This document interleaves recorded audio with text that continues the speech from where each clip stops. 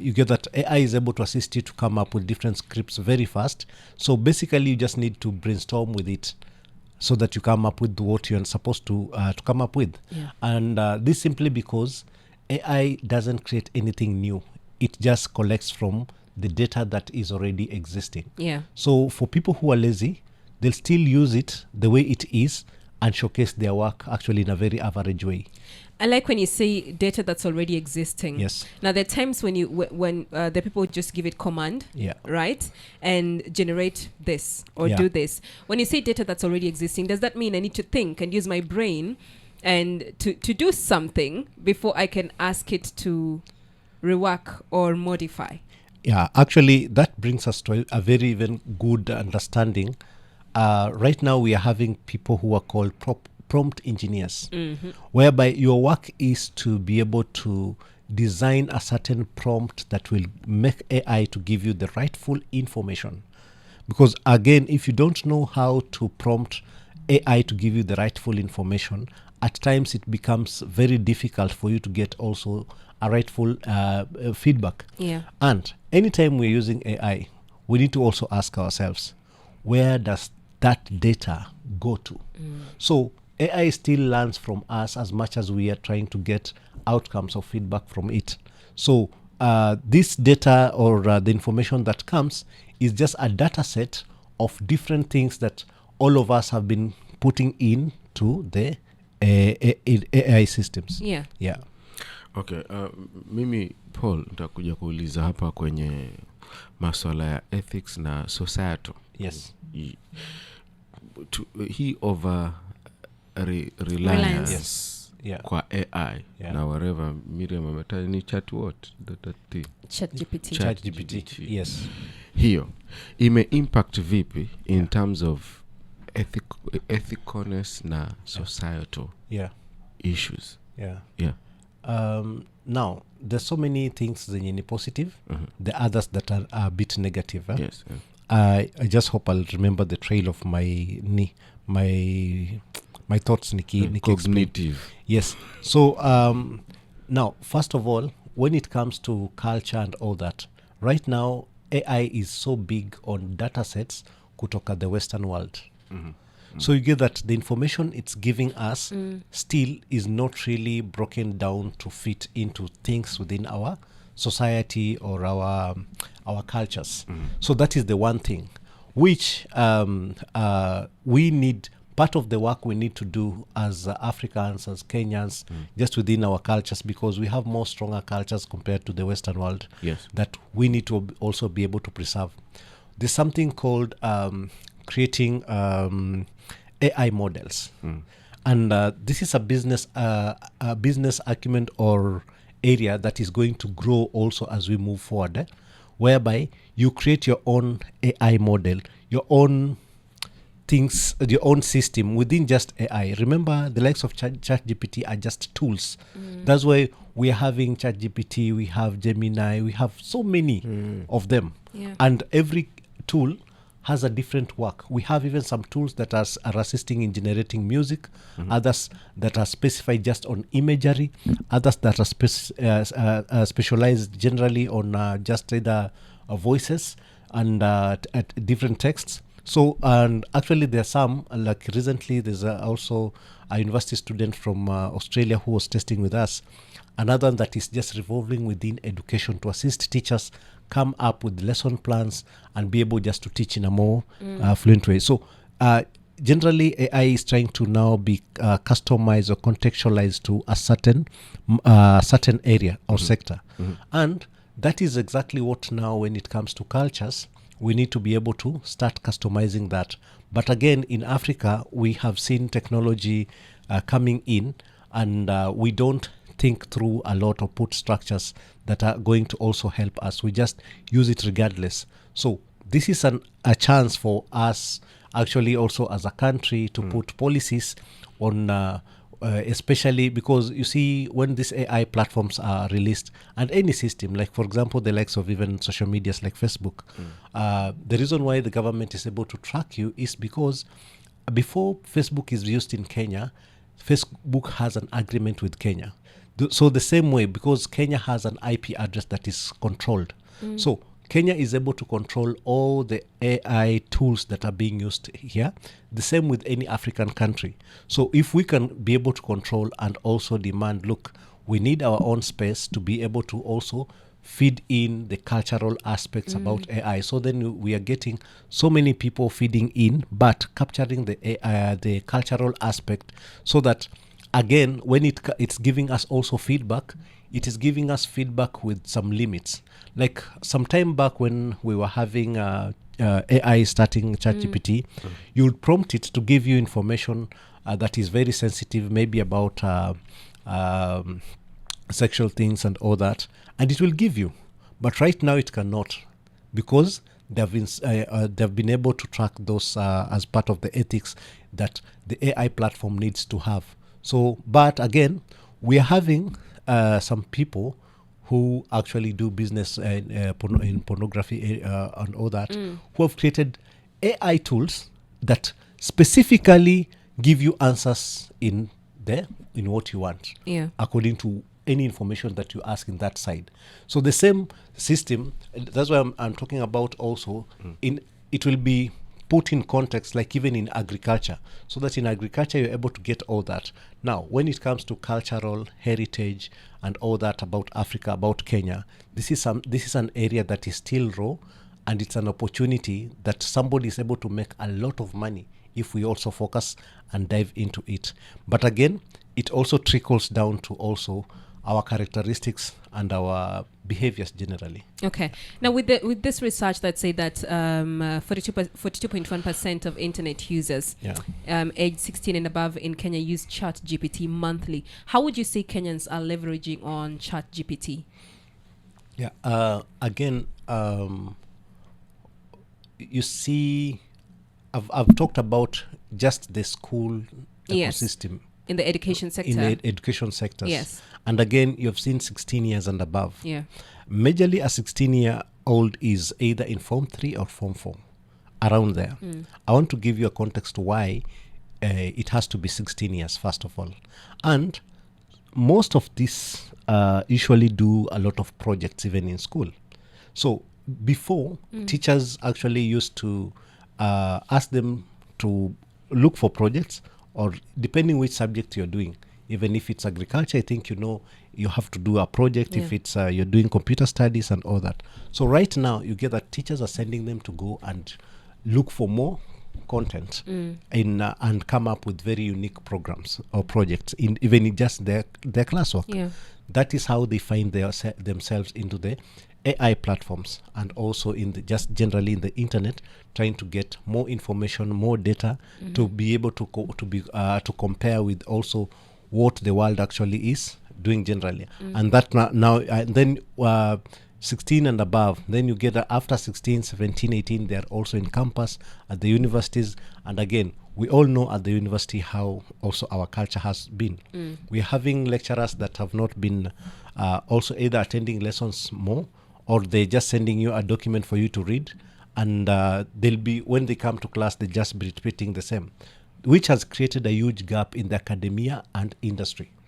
So you get that so many learners right now are trying to also get to be ahead of the teachers, to try and get some few skills and knowledge that can help them to start earning even when they're still in school, or when they are just still they're still doing maybe their primary courses. And that is where now you get that all this vibe is coming in. And again, people already know, or these young people already know, that you can do online jobs.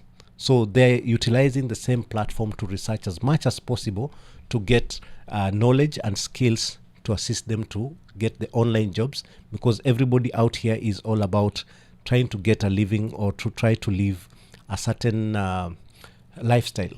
And that is what is driving them even in that. So from the education system all the way to the lifestyle and to the nature of us Kenyans, that is what is driving us. And again, you need to remember, Kenya and technology has not started just today. When you look at electronic money transfer, we are the biggest globally, and we are the first ones to start also globally. We are very good adapters or adopters of technology generally, and anything that has creativity around. that gives you an answer why Elon Musk, who has roots in South Africa, still the whole of Africa, he started piloting Starlink in Kenya. Microsoft headquarter in Africa is based in Kenya. Google headquarters in Africa is based in Kenya. And we have so many. tunapenda tech mambo giants. mapya. Yeah, so we adopt into technology and creativity very fast. I like that you've given that example, Paul. With all that in Kenya, shouldn't we see more growth, more development, even more opportunities for the youth? Yes, we should. Again, I think I'll go back a step back again to say that also our government needs to look at this as an opportunity. Already the government knows we have part of our strength is the human resource. But now we need to put some few structures. Yeah. And once we put structures, yes, there's a lot that Kenya we're able to come up with.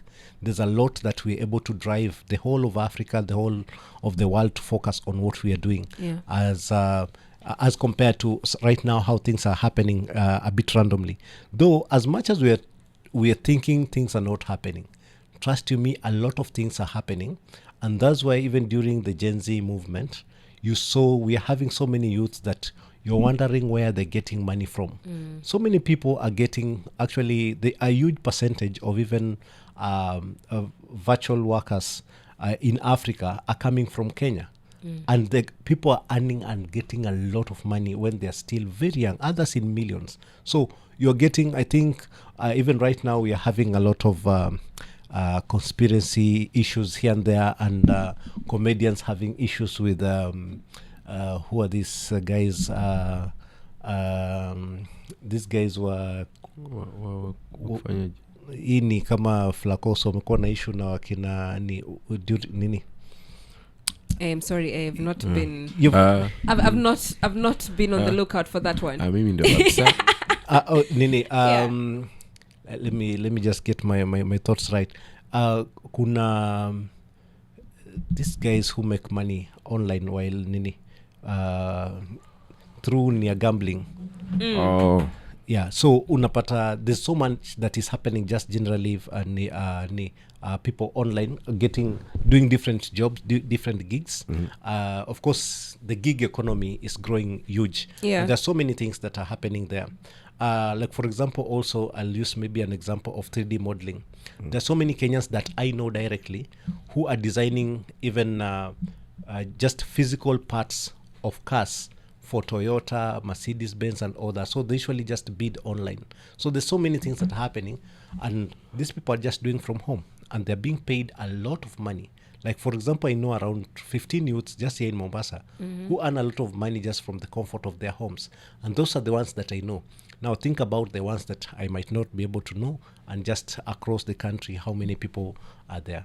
And that takes me to how can one effectively use AI, and looking at the opportunities that are there and how to maximize on the opportunities that are there.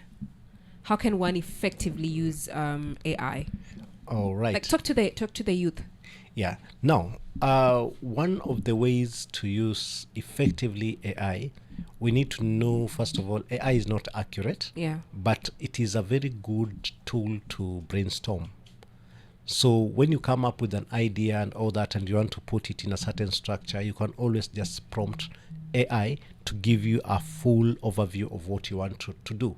So as youths, even in terms of careers, you can always just use the AI platforms to just confirm the extent of this career, some of the opportunities that might come up from it.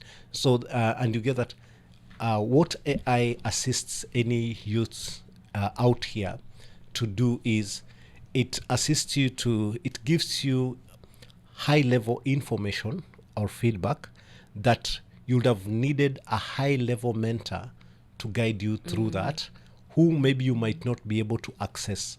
So it assists you to access global ideas or ideologies that will be able to shape your thinking or your way of just life generally.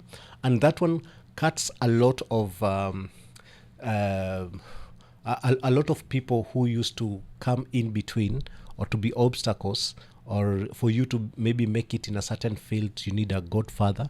So what I'll tell just the youth is use AI majorly to look also for advices for things that you don't have clarity. By the time you reach to a profession, you have ideas on which areas or which strengths that you're having. You can also use AI to just understand your personality, who you are, and what are some of your strengths. These are things that people used to pay a lot of money. So right now, a youth with just a phone and an AI tool, they're able to access a lot of tools or resources that could have costed them even $1 million before, for them to build themselves to a certain quality or certain level of people who are able to be exposed out here. Nimetosheka. Huyo ametosheka. Tosheka. Mimi yangu ingekuja pale kwa cognitive abilities. Yes. That mimi najua naja hapo kwenye overreliance hapo. Of course umeshaijibu. But now venye umeeleza that young people they should use this for example umesema kujitambua na kujijua. Kitambo kwa tunalipa a lot of cash. Now hiyo overreliance kwenye cognitive abilities haitakuwa na at the longer future haitakuwa na impact yenye iko negative au actually it will have. Yes. And that's why I started by saying that with AI it will be able to select people who are lazy and people who are hardworking. So actually it's a flat playground that's now going to help us know who is hardworking, who is lazy, who is creative, who is working, who is overworking, for them to be who they want to be. So it's going to assist so much. And again, you get that if you come up with a very good concept or idea, or you're well skilled, for example, just like a musician, you're able to market even to global platforms without paying anyone anything. Yes, because now it assists you even to know which other platforms can you be able to post your music, or your, for example, maybe you have some reels that you want to post out there so that you're able to get to be paid. So just ask. It will give you platforms that you have not even arrived in Africa. And you're able to create even accounts in America, and you're able to when you're here. So and that is how even most of our artists are getting money. They're not getting money from the local platforms. Within. Because you get that YouTube in US is paying better than YouTube in Kenya. So you get that they create generally just content that is only fits the US market, and you're seated here and you're still able to experience the same thing guys in US are also experiencing. But that is able to be got through AI, and in a very simple way, if you just know on the prompting, what you need to prompt and how you need just to prompt. I like that. Akwabi, as we wrap up, I know it's the holiday season and you always have a lot of programs for the youth. What are you running this time? Actually this time even our theme is based on AI, and we are teaching learners not just what AI is and how it works, but also how to build small AI models that will make them excited and also improve their creativity. Like we had just learners who created AI model of a simple supermarket, whereby they trained the model. The model actually, when you talk about the model, it's not really a complex thing.